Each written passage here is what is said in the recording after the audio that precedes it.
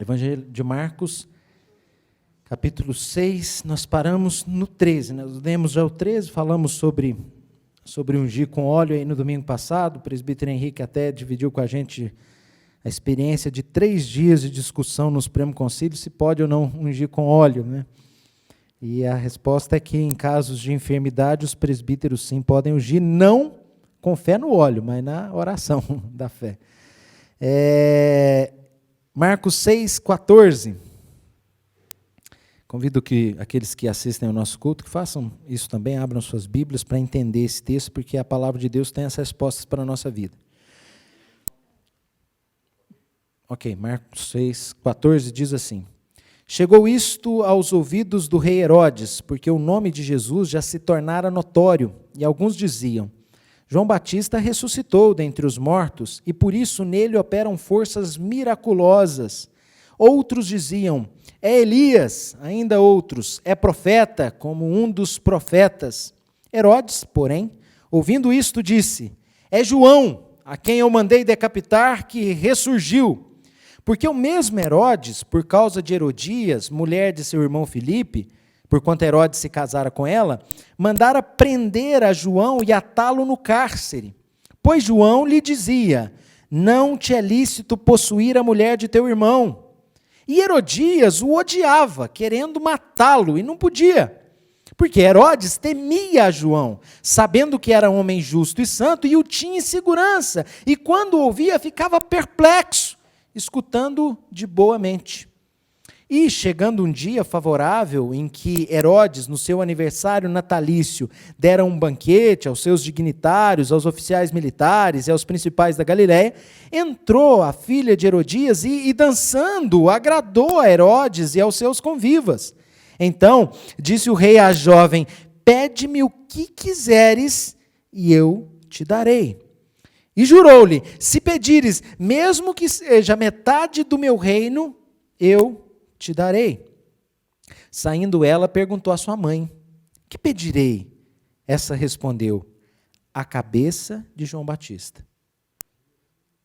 No mesmo instante, voltando apressadamente para junto do rei, disse: quero que sem demora me des num prato a cabeça de João Batista.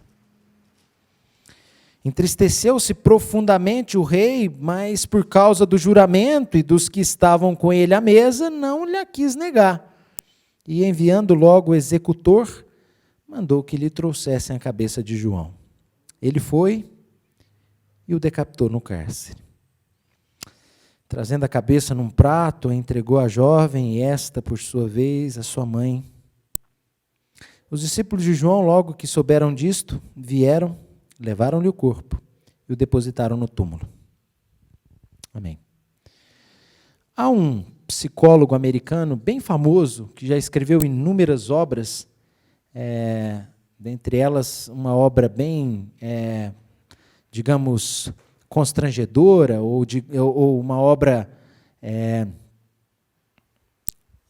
essa é a palavra, né? Constrangedora, que toca em pontos muito significativos da vida humana, que chama O Povo da Mentira, onde ele mostra o ser humano a partir do que ele é, a partir de alguns relatos, de alguma experiência. O nome dele é Scott Peck. Scott Peck. Não é difícil achar algumas informações sobre esse psicólogo. Mas ele diz algo muito interessante. Ele fala que os problemas não desaparecem. Eles devem ser trabalhados. Ou então eles permanecem. Quer dizer, o problema não desaparece por si mesmo. É necessário algum tipo de ação que resolva o problema. E quando ele não é trabalhado, né, segundo o psicólogo, o referido psicólogo, esses problemas permanecem como uma barreira para o crescimento.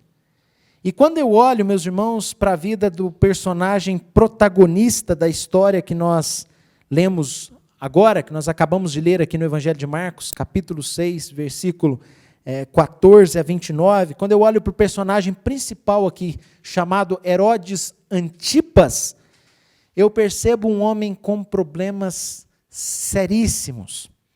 Um homem com problemas seríssimos. Nessa curta e breve narrativa sobre a história de vida de Herodes, ou esta curta e breve narrativa que nos traz informações sobre a história, sobre a biografia desse homem, eu ainda diria que é um dos registros biográficos mais tristes da Bíblia. E eu vou lhes mostrar que os fatos narrados pelo evangelista Marcos apontam para nós como esse homem é problemático. E eu vou falar um pouco da história de Herodes, a história de um homem mal resolvido. Esse é o título da nossa mensagem, foi assim que nós divulgamos nas redes sociais da igreja para o culto da noite. Mal resolvido. 2 palavras, como sempre, no Evangelho de Marcos. Mal resolvido. E essas situações mal resolvidas na história de vida deste homem chamado Herodes trouxe-lhe consequências. É um homem assombrado pelas lembranças. É um homem enrolado em seus problemas. É um homem que vocês verão que não tem paz. É um homem incoerente. É um homem mal resolvido. Nós vamos nos deparar nessa noite com o triste relato da vida de alguém com a espiritualidade mal resolvida. E essa é a raiz, sem dúvida nenhuma, dos demais problemas não solucionados de Herodes Antipas. Vejamos, pois, a história de Herodes Antipas com olhos muito atenciosos e cuidadosos. Em primeiro lugar, Herodes Antipas é um homem mal resolvido na vida espiritual. E essa é a raiz de todos os demais problemas. Ele é um homem mal resolvido na sua relação com Deus. Mas o texto diz isso? Sim. Versos 14 a 16. Olhe para o texto. Marcos, capítulo 6, verso 14 a 16. Chegou isto aos ouvidos do rei Herodes. O que chegou ao ouvido do rei Herodes? Tudo aquilo que os apóstolos faziam pelo nome de Jesus. Não é isso que nós vimos semana passada? Que Jesus deu uma missão apostólica e nós falamos sobre a missão apostólica. E o fato é que esses apóstolos, segundo o versículo 13, expeliam muitos demônios e curavam numerosos enfermos. E eles faziam isso como? No nome de Jesus. E então, veja que chega ao ouvido do rei Herodes o que é? O nome de Jesus. Porque o nome de Jesus já se tornara notório. Afinal de contas, imagina alguém que recebe uma cura, alguém que é liberto da possessão demoníaca, da opressão, da vida desgraçada, através de um nome. Olha, eu te liberto em nome de Jesus, e funcionava, hein? Eu te curo em nome de Jesus, e funcionava, hein? Então o nome de Jesus se torna notório, é o que diz o verso 14. E alguns diziam, olha, eu acho que João Batista ressuscitou dentre os mortos. Por quê? Nós vamos descobrir mais detalhes dessa história. Porque através do nome de Jesus se operam forças miraculosas. Outros diziam, é Elias, a respeito de Cristo. Este profeta que manda apóstolos, que libertam pessoas, que curam pessoas em nome dele, é Elias. Quer dizer, é o espírito de Elias conforme profetizado. O espírito que atuava em Elias. Não a reencarnação de Elias, porque nós não acreditamos nisso. Mas é o espírito que atuou em Elias que está fazendo essas obras miraculosas. Essas forças miraculosas vêm do espírito de Elias. Ainda outros diziam, é profeta, ou um dos profetas. Está aí no verso de número 15. Só que nos interessa muito nessa noite olhar para o protagonista dessa narrativa. E o protagonista se chama Herodes. Então nos interessa muito nessa noite descobrir o que Herodes pensava a respeito deste assunto. Porque o nome de Jesus se tornara notório e agora chega aos ouvidos de Herodes. E o verso 16 diz que quando Herodes ouviu isso, ele tinha uma conclusão pronta, firmada. Eu sei quem é. E qual é a afirmação de Herodes? Ou o que sente Herodes? Ou o que conclui Herodes? Ou o que afirma Herodes? Não tenho dúvidas. É João, a quem eu mandei decapitar, que ressurgiu. Queridos, eu chamo a atenção que, ao ouvir sobre o nome de Jesus, sobre as maravilhas que se operavam pelo nome de Jesus, ao ouvir sobre as opiniões acerca de Jesus, Herodes não é despertado a esperança. Quando você ouve o nome Jesus, Jesus Cristo, quando você ouve esse nome, o que acontece no seu coração? Se você ouve o nome de Jesus Cristo, o meu coração se enche de conforto, esperança e alegria. Ah, mas o coração de um homem mal resolvido espiritualmente não é assim. O coração de um homem mal resolvido espiritualmente entra num assombro, porque ele está assombrado pelos fantasmas do seu terrível passado, que a gente vai descobrir agora. Meus queridos irmãos, o nome de Jesus, que para nós traz toda alegria, esperança e gozo, para Herodes traz medos e preocupações, porque sua vida espiritual é um fracasso. Porque sua vida com Deus é um fracasso que trouxe impactos nas suas próprias atitudes, dentre elas o assassinato de um homem justo, chamado João Batista. E quando você comete uma injustiça tamanha como essa, esse passado escuro te atormenta. E ao ouvir então sobre essas obras miraculosas que eram operadas pelo nome de Jesus, ao invés de esperança de algo especial acontecendo em Israel, esperança de que Deus visita o seu povo conforme as escrituras do Velho Testamento prometiam, esperança de que Deus se achega para salvar os que o temem, não está no coração desse homem, porque esse homem não teme a Deus. Pelo contrário, ao ouvir sobre os milagres que se operam através do nome de Jesus, tal qual relatado no verso 14, Herodes se sente assombrado.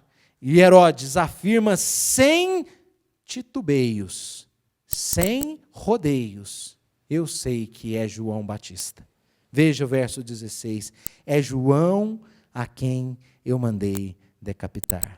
Meus irmãos, assim é com todos aqueles que ainda não se resolveram espiritualmente. Assim é com todos aqueles que ainda não conhecem Jesus Cristo e estão privados da verdade, da luz, da vida, da mudança no viver, como nós cantamos. Nós cantamos sobre uma experiência que nós vivemos que mudou o nosso viver, aquele amor que nós ouvíamos em canções que falavam de ilusões. Não, agora eu conheço, porque na cruz ele foi expresso, e não só, mas na minha experiência cotidiana de graça em Cristo, todo dia, toda hora, todo tempo, Cristo está comigo. Mas, como eu disse, para aquele que ainda não conhece a Cristo, o nome de Jesus assombra, porque o nome de Jesus também é o nome da verdade, como nós dizemos, ou como nós dissemos, ou como ele próprio se afirma e se coloca como a verdade. E a verdade afronta a mentira. E quem vive de mentiras, quem vive de assassinatos, quem vive de uma maneira iníqua, ao ouvir sobre os nomes de Jesus, vai se assombrar, como aconteceu com Herodes. É interessante que quando nós olhamos para histórias, nós descobrimos que profundas transformações aconteceram a partir de uma redescoberta ou a partir de uma compreensão mais profunda sobre o nome de Jesus. Isso aconteceu com Lutero. Se vocês pesquisarem na história, vocês vão descobrir que o grande reformador do século XVI tinha sérios problemas pessoais com Deus, era um homem mal resolvido espiritualmente, era um homem assombrado pelos seus pecados, pelo seu passado, pela justiça de Deus. Em todo o tempo ele tinha medo, ele tentava se martirizar, ele se chicoteava, ele fazia inúmeras penitências com o anseio de que ele pudesse ser justificado dos seus muitos pecados. Ele chegava a odiar Deus e a sua justiça. Só que um dia ele leu algo muito especial. Ele leu que através do nome de Jesus e a fé em Jesus ele poderia ser justificado. Ele leu que o justo não vive por obras, não são as obras que nos justificam, mas o justo vive pela fé. E isso fez com que ele entendesse quem era Jesus. Isso mudou completamente a vida dele.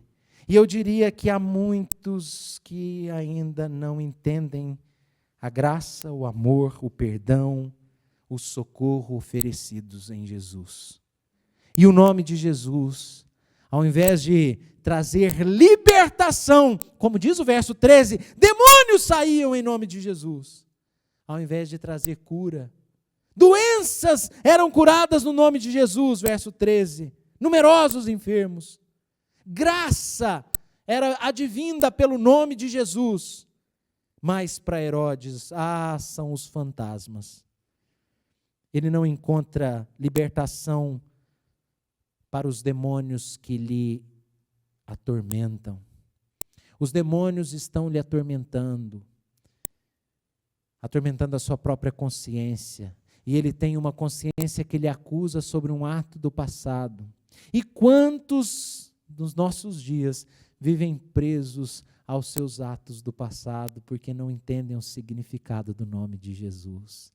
Poderiam ter o seu passado negro apagado pelo nome de Jesus, pela fé em Jesus, pela experiência com Jesus. Poderiam ter suas vidas transformadas por Cristo, mas vivem presos aos seus fantasmas do passado, um passado de mentiras, de assassinato, de traições, de adultério, como nós veremos no decorrer dessa narrativa.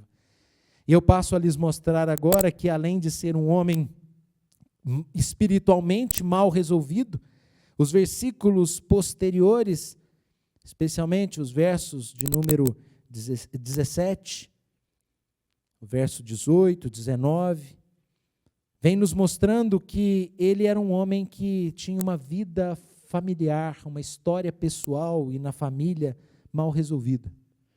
Porque nós olhamos para o pai de Herodes, é Herodes o Grande, o pai de Herodes Antipas, é Herodes o Grande. Herodes o Grande, nós também o conhecemos a partir da narrativa bíblica, porque ele é aquele rei inseguro e desconfiado, que por se sentir ameaçado, mandou matar todas as crianças de Belém, segundo os primeiros capítulos do Evangelho de Lucas. Sim, é o pai deste homem.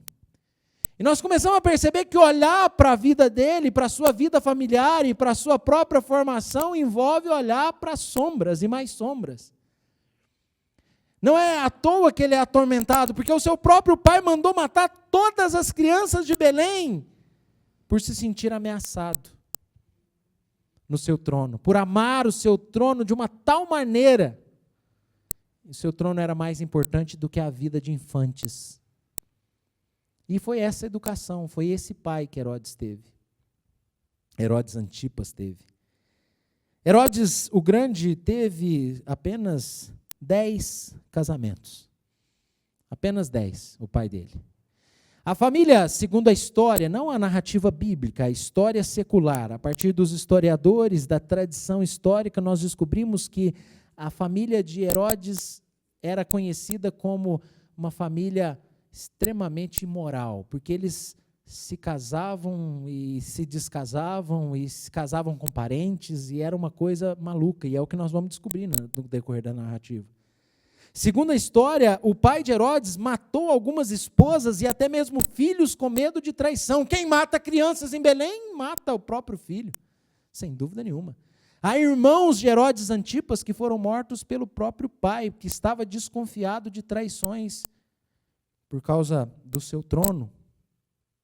E Herodes Antipas é o caçula desses filhos de Herodes, que teve inúmeros: Herodes Antipas, Herodes Agripa, Herodes Filipe, muitos Herodes. E o caçula Herodes Antipas, sobre o qual nós estamos lendo sua história, ou sobre os seus feitos, herdou a quarta parte do domínio, né, 4 herdeiros, 4 Herodes herdaram os bens de Herodes o Grande. Herodes Antipas é um deles, que herdou a quarta parte da região, do reino, do governo, e ele governa então, do governo do seu pai, e ele governa sobre a região da Pérea e Galileia. É 1/4 do governo de Herodes o Grande. Por isso Lucas, no capítulo 3, verso 19 do seu evangelho, chama Herodes Antipas de o tetrarca. Tetrarca por quê? Tetra, quarta parte. Ele governava a quarta parte de domínios de Herodes o Grande. Mas, infelizmente, junto com essa herança governamental, essa herança de governo, veio a herança familiar. Ele herdou problemas, e muitos problemas pessoais, e muitos problemas familiares. Vamos entender melhor essa história. Veja que no verso 17, diz que o mesmo Herodes, esse Herodes Antipas, sobre o qual estamos falando, por causa de Herodias, mulher de seu irmão Filipe, mandara prender a João e atá-lo no cárcere. O que aconteceu? Herodes Antipas era casado com a filha do rei Aretas de Damasco, e ele divorciou-se dessa sua primeira esposa para casar com a cunhada. Se namorou da cunhada, mulher do seu irmão, segundo o texto. E ele então deixa a sua primeira mulher, ele deixa a filha do rei Aretas e casa-se então com a Herodias. Você pode me perguntar, pastor, mas e essas informações aí que não estão no texto? Essas informações a gente busca na história, a gente lê os historiadores daquele tempo, dentre eles um que nos ajuda muito se chama Flávio Josefo, que viveu quase nos dias de Jesus. E nos traz muitas informações sobre a família de Herodes. Não somente ele, mas outros também, que contribuíram para que nós entendêssemos um pouco da política daquela época e dos governadores, das pessoas importantes naquela época. O fato é que ele então casa-se com a cunhada, mas há um problema, porque a cunhada, a Herodias, é filha de Aristóbulo, e Aristóbulo é um dos seus meio-irmãos. Quer dizer, o Herodes, o grande, seu pai, teve inúmeros casamentos e alguns também por fora. E nesses relacionamentos por fora, uma das filhas dele é a Herodias. Ou melhor, desculpe, uma das suas sobrinhas é a Herodias, filha de Aristóbulo, que é meio-irmão de Herodes Antipas. Veja, numa desses relacionamentos, Herodes o Grande teve Aristóbulo teve a Herodias como filha, e a Herodias é sobrinha do Herodes Antipas. Então ele está se relacionando com a cunhada, mas que é mesmo ao tempo sobrinha. E isso, segundo a lei de Deus, não era apropriado. Na verdade, Levíticos capítulo 18, verso 16, 20 e 21, nos traz instruções, orientações sobre o adultério e sobre o incesto, 2 pecados cometidos por Herodes Antipas. E o que acontece? Acontece que João Batista denunciava aquilo, ou essa maneira como a família de Herodes Antipas vivia. Veja o verso de número 18, João lhe dizia, não te é lícito fazer isso, rapaz. Não te é lícito possuir a mulher do teu próprio irmão, rapaz. Levíticos capítulo 18, como eu disse, diz lá claramente, ó, você não vai se deitar com a mulher do teu irmão, porque isso é abominável ao Senhor. Não é esses os planos de Deus para a nossa vida. E João então denunciava essa prática, e veja, não te é lícito possuir a mulher do teu irmão. Verso 18. E por esse motivo, aquela mulher odiava João. Verso 19. E queria matar João. Só que ela não podia matar João. Por quê? Porque além de ser mal resolvido na sua vida espiritual, além de ser mal resolvido na sua vida familiar, você acredita que o Herodes Antipas é mal resolvido até na sua relação intrapessoal? Ele é mal resolvido consigo mesmo. É o que o texto diz, veja o verso 20, olha, Herodes temia João, sabendo que era homem justo e santo, e o tinha em segurança. O que significa isso? Ele mandou prender João e olha, não fazem nada com ele não. Por quê? Porque ele é justo e santo. Mas peraí, rapaz, se ele é justo e santo e ele está falando que você está fazendo coisa errada, o que você tem que fazer? Se arrepende, conserta a sua vida, se resolva, rapaz. Mas não. Ele não pode se resolver porque ele ama mais aquela mulher do que a própria relação dele com Deus. Ele ama aquela mulher a ponto de abrir mão, de obedecer, de considerar o arrependimento e o chamado para se encontrar com Deus, que vem a partir do profeta João Batista. E ele então sabe que João Batista é santo, sabe que João Batista é justo, e ele mantém João Batista em segurança. E quando ele ouvia João falar, o que acontecia? Ele ficava perplexo, impressionado com a sabedoria, com a beleza, com a coragem de João Batista. Diz o texto que ele escutava João de boa mente, está aí no final do verso 20. Veja, imagine, ele o tinha em segurança, preso.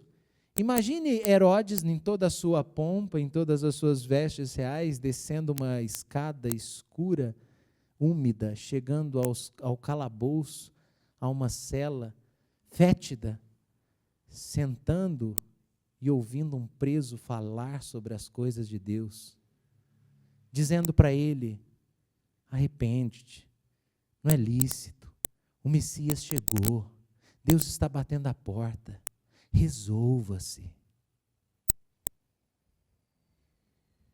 Infelizmente, Herodes foi postergando uma decisão em relação a esse assunto.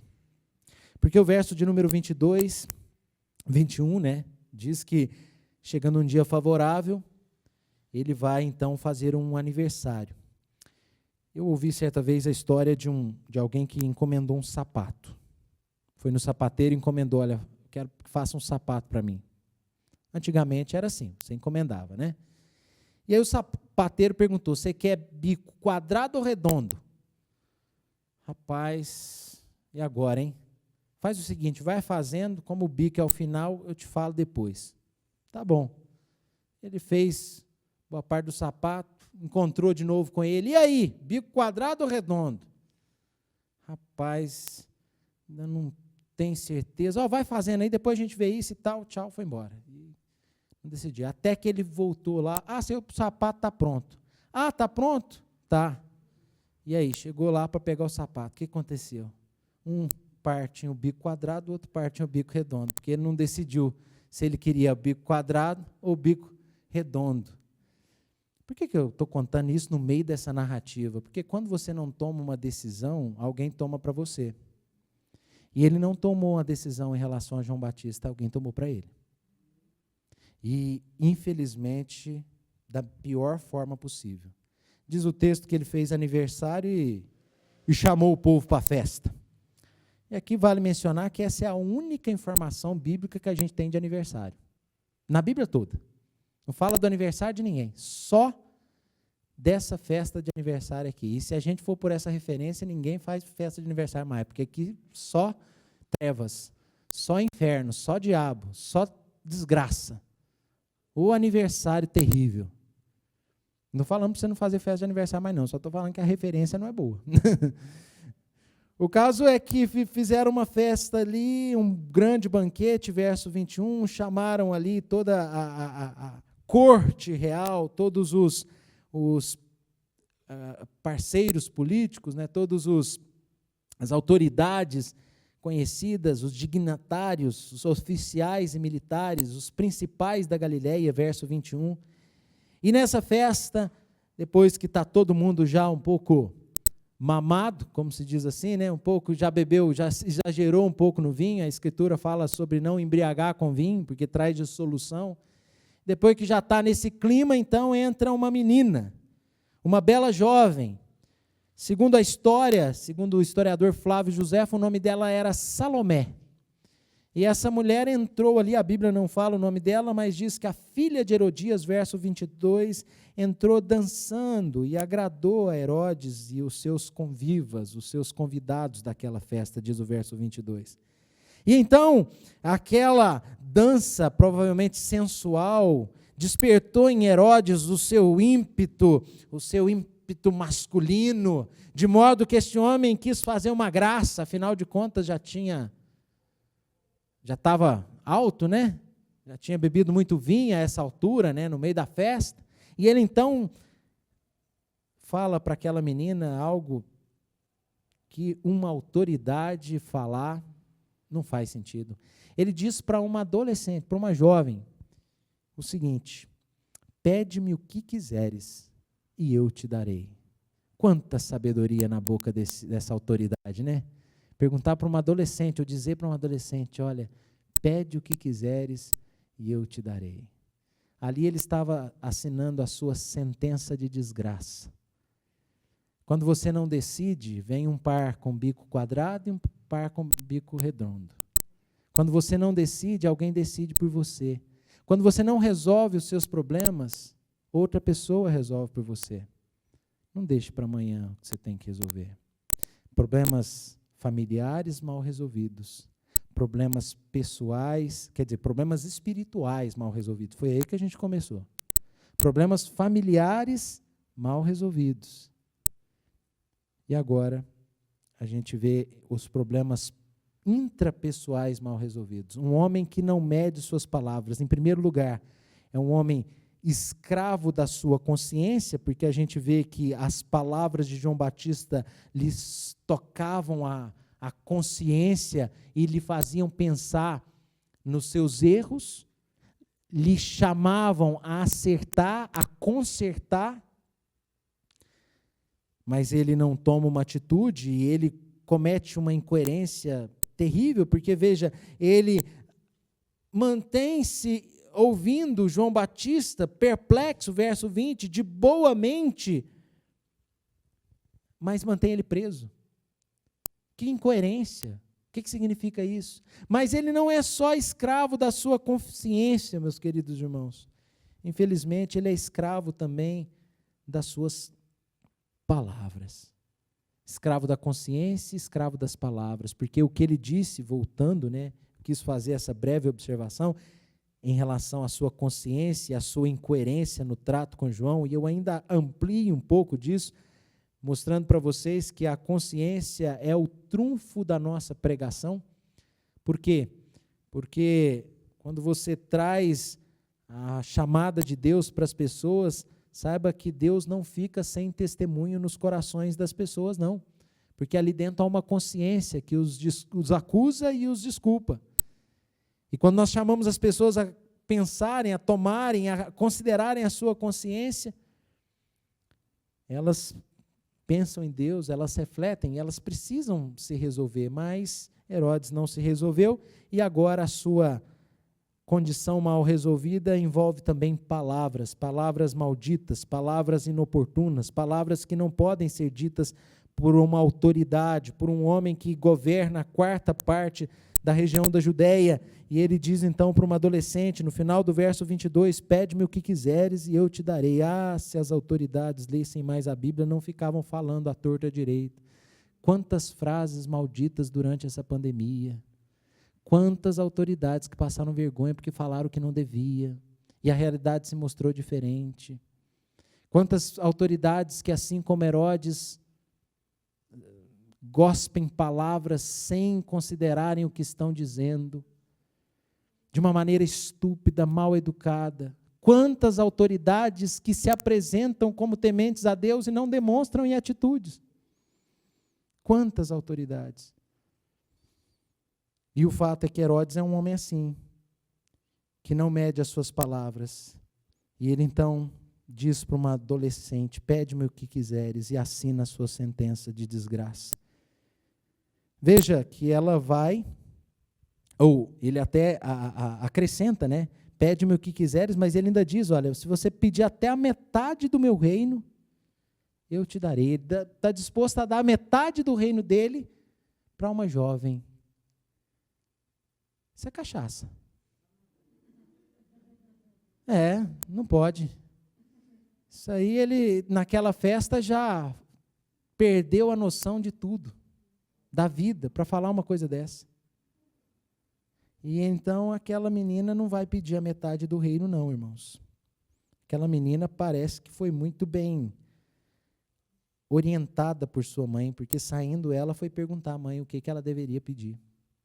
Você pode falar o que você quiser dessa Herodias, mulher que deixou o irmão para casar com o outro irmão, terrível, Mas que ela instruiu bem a menina, instruiu, porque a menina sai correndo e vai perguntar para a mãe. E aí Herodias aproveita a oportunidade. O texto diz que a Herodias, verso 24, respondeu para sua filha, traz a cabeça de João Batista, ou pede a cabeça de João Batista. A menina volta depressa, apressadamente junto do rei, e disse, quero sem demora, verso 25, que me des num prato a cabeça de João Batista. Pense no calafrio, Pense no que este homem sentiu. Chegou o sapato. Quando você não resolve, outros resolvem para você. Mal resolvido espiritualmente, isso traz consequências para a família. Mal resolvido na família, isso traz consequências para si mesmo. Escravo das próprias palavras, ditas sem pensar, e que agora precisam ser cumpridas. Olha o verso 26. Entristeceu-se profundamente o rei.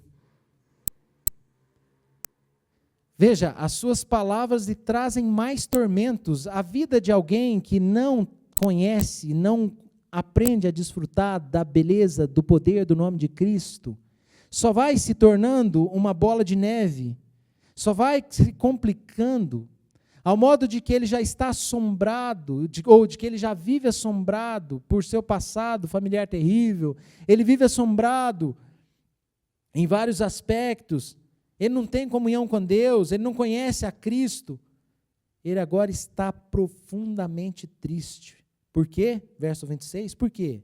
Por causa do juramento e dos que estavam com ele à mesa, ele não a quis negar. A boca do insensato é a sua própria destruição, e os seus lábios um laço para a sua alma. Provérbios 18, versículo 7.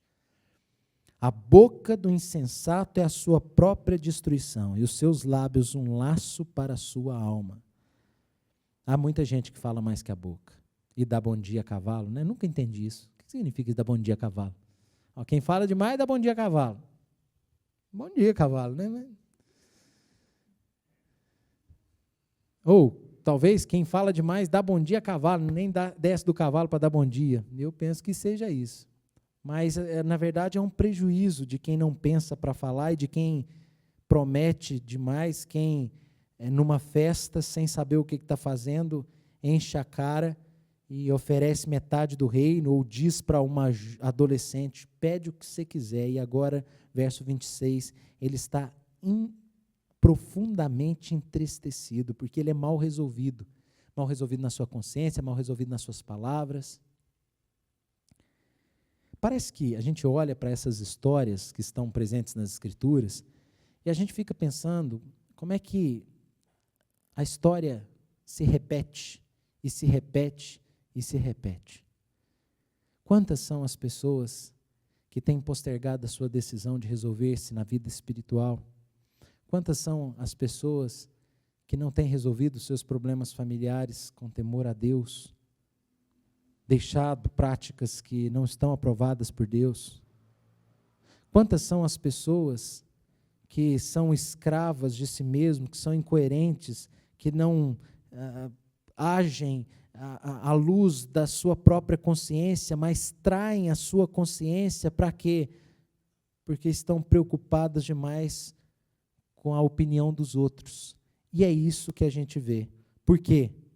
Porque além de ser mal resolvido do ponto de vista intrapessoal, consigo mesmo, qual que foi o motivo dele não querer negar à menina o seu pedido? Qual que é o motivo aí?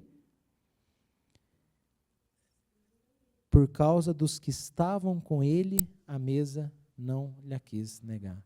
A opinião pública. Mas o que eles vão falar? Mas o que eles vão pensar? Tem muitas pessoas que são escravos da opinião dos outros. Tem muitas pessoas que, além de serem mal resolvidas consigo mesmo, são mal resolvidas a partir do que o outro pensa. Estão preocupadas demais e direcionam suas atitudes a partir do que o outro pensa, da opinião dos outros. E não conseguem ser firmes nas suas próprias opiniões. Se ele considera João um homem justo, se ele ouve João de boa mente, solta esse homem. Se arrepende, se volta para Cristo, que está aí à sua porta, cujo nome é poderoso e se opera milagres. Mas não, ele vive assombrado. Meus irmãos, isso é que dá.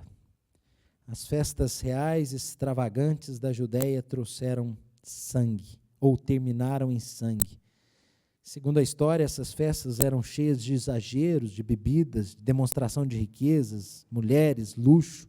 Na verdade, a gente sabe que pessoas mal resolvidas tentam muitas vezes compensar o vazio da alma com essas coisas materiais, né? com festas, com bagunça, com ostentação. Essa é a cultura, inclusive entre os jovens. E aqui essa festa termina mal. Por causa dos que estão ali na festa, ele não nega, e o verso 27 diz que ele enviou logo o executor, e o executor mandou que lhe trouxessem a cabeça de João. Ele foi, o executor, o decapitou no cárcere, trazendo a cabeça num prato. Entregou a jovem, verso 28, essa por sua vez entregou para sua mãe. Que festa, que aniversário, que beleza, que desgraça. A sobremesa do banquete é sangue, é assassinato. Tudo começou, ou tudo começa, quando alguém não se resolve espiritualmente. A gente termina essa mensagem chamando as pessoas que nos ouvem, a começar de vocês, evidentemente, que têm esse privilégio de estar reunido na casa de Deus hoje. Resolva-se espiritualmente. Acerta com Deus o que tem que acertar.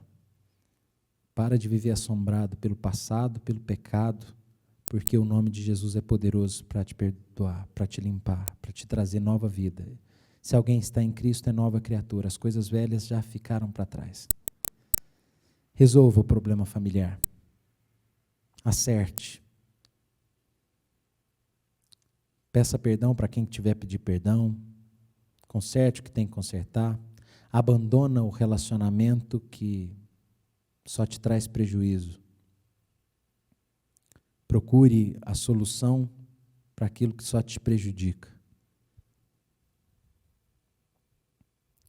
Se resolva em relação ao seu pensamento, à sua consciência, porque esse homem não se resolveu. Ele não seguiu a sua consciência. Lutero, que foi um exemplo que eu dei de alguém que, depois que conheceu verdadeiramente a Cristo, foi liberto das suas inquietações. Ele é aquele que se apresenta publicamente e diz: não, eu não vou negar o que eu creio e o que eu defendo, que é a justificação em Cristo pela fé, porque um homem não deve trair a sua consciência. Herodes traiu a sua consciência. E agir contra a consciência, como diria o bom e velho Lutero, não é seguro. Não é seguro. O texto diz também que, por causa da opinião dos outros, ele não quis negar aquele pedido de Herodias. Até quando tantas e tantas pessoas vão nortear suas vidas por causa da opinião alheia?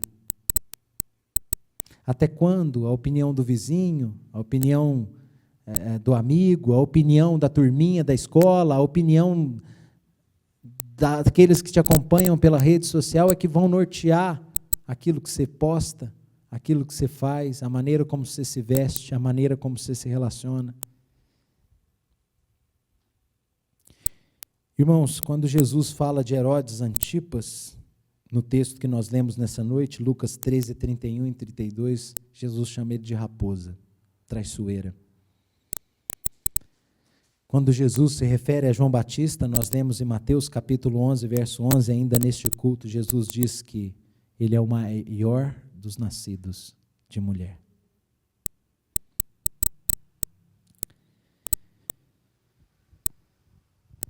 Jesus esteve face a face com Herodes Antipas, está em Lucas 23, 11, e ele zombou de Jesus. Segundo a história, depois que ele zombou de Jesus, 5 anos depois, Herodes perdeu o seu trono. Quer dizer, depois que ele zombou de Jesus, Jesus foi morto, ressuscitou, e 5 anos depois que Jesus assentou-se no seu trono à direita do Pai, Herodes caiu do seu trono. Ele foi traído.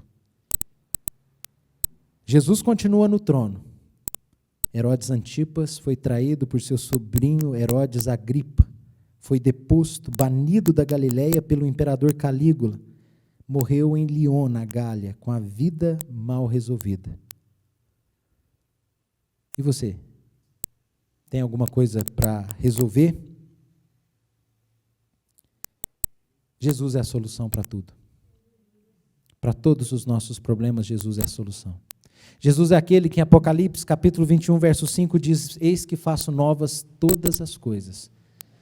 Jesus é a quem Paulo se refere em 2 Coríntios 5,17, que se alguém está nele, em Cristo, é nova criatura, as coisas velhas já se passaram. Eu já citei aqui em outros sermões uma campanha educativa e orientativa da CET, que há muitos anos atrás colocou na Praça da Sé um carro todo arrebentado, todo destruído. Chocante a condição do automóvel. Uma faixa com os dizeres: é isso que queremos evitar. Eu acho que às vezes a Bíblia traz a realidade nua e crua de algumas vidas, porque é isso que Deus quer evitar na vida de muita gente. Basta se resolver com Cristo e as outras soluções virão pela fé.